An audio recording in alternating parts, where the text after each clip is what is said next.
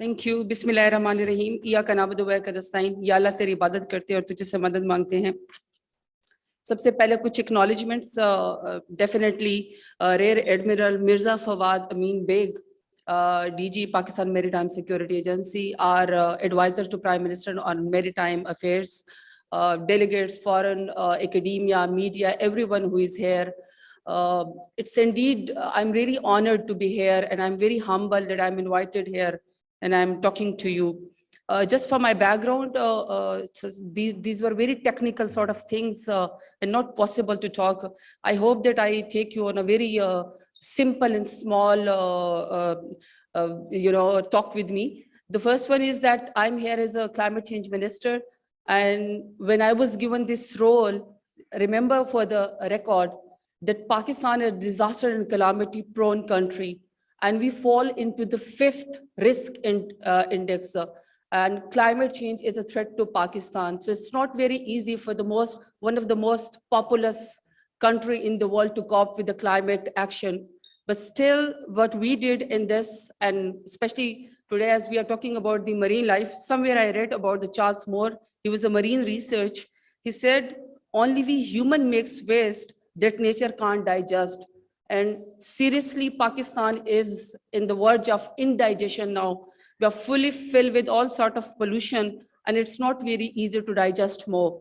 Since we are talking about the many form of pollution, and you read all the data, but today the topic is actually marine life. What I see, and it's in a very simple 3 points. The first one is that in Pakistan, the famous shipbreaking industry in Gadani is the main source of discharging heavy metal impurities into the sea. Our second one is, which is reported by the WWF, that 65% of litter on the coastal areas consist of plastic, thereby disturbing the aquatic life in the ocean. So that's my second point. And my third point is that untreated waste is dumped into the sea from Pakistan, especially from the Karachi. And very unfortunate that Karachi is, and Lahore is, especially Karachi, is one of the top most polluted city in the world. Not very good sign. But since when the government is here to stand and they will make a speech, they are not here to cry for the crisis or to give excuses for the crisis. Government is here to give the solution. So what we did in the 3 years of my government, I can rightly say, and I'm very proud that in the 70 years, Pakistani people did not even know. Actually, it was a survey by the BBC that what is actually a climate change and what is a climate change ministry in Pakistan.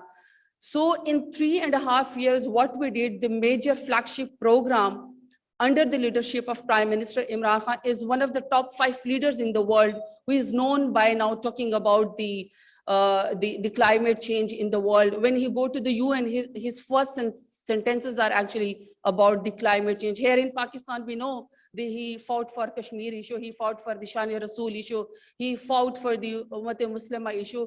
But yes, for the SAR program, but yes, our top priorities, and Prime Minister Imran Khan is known for the climate change talks that he do on any international forum and national forum.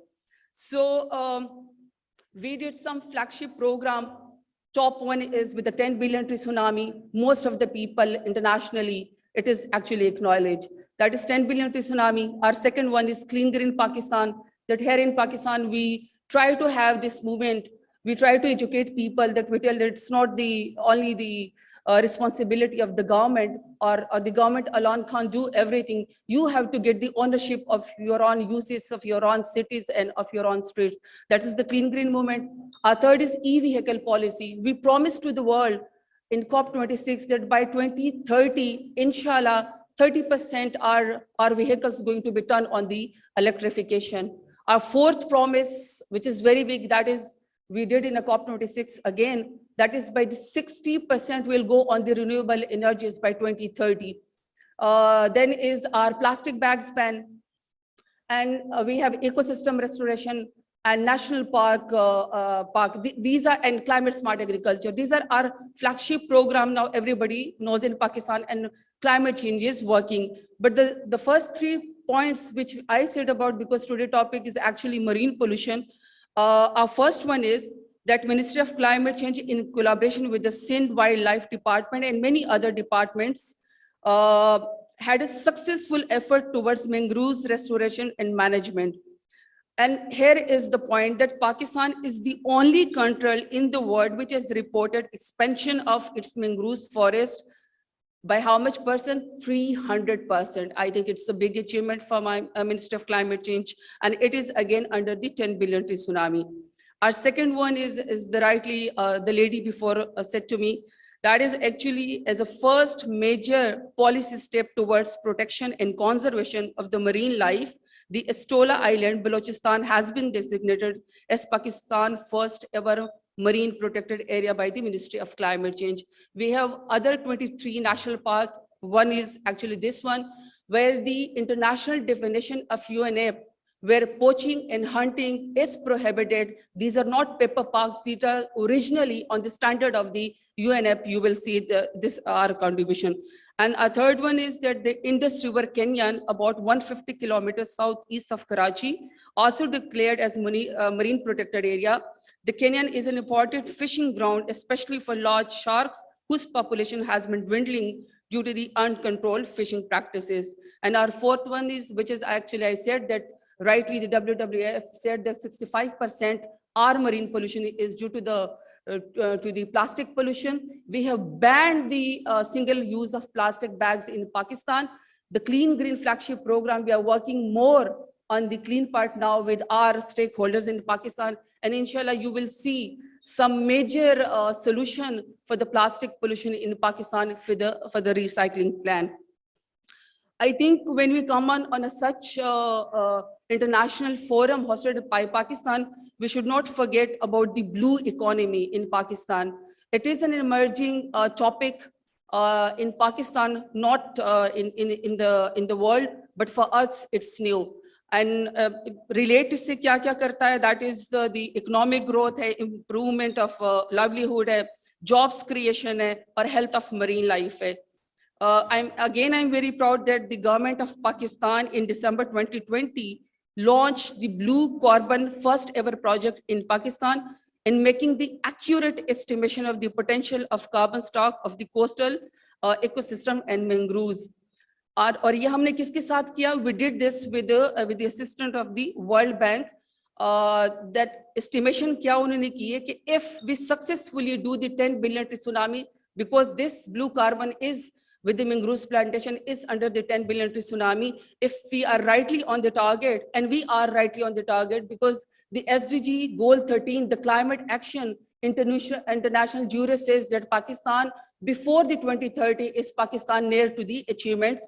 So the blue carbon estimation would be 500 million by 2050. So I know 2050 is very far, but when you make a decision making for your country, it has to be some long.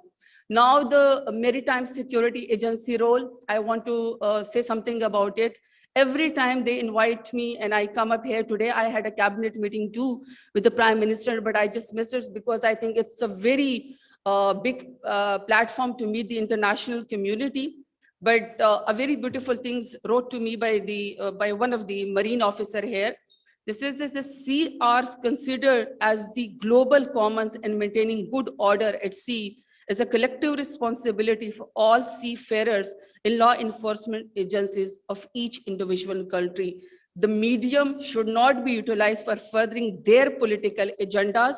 Rather, all energies needs to be focused on social and economic prosperity of the human beings. And I know everything is actually about the politics, but still, Pakistan can rightly on PMSA for maintaining, I can rightly proud say that Pakistan Maritime Security Agency is maintaining a vibrant all-time presence at sea through regular patrols and multi-dimensional activities to regulate various activities at sea and protect our maritime interest. PMSA, along with the international and national stakeholder, is primarily focusing its efforts on preventing accidents and emergencies at sea.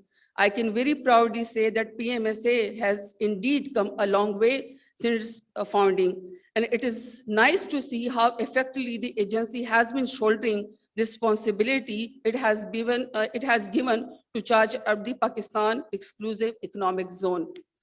You are not clapping for yourself, by the way.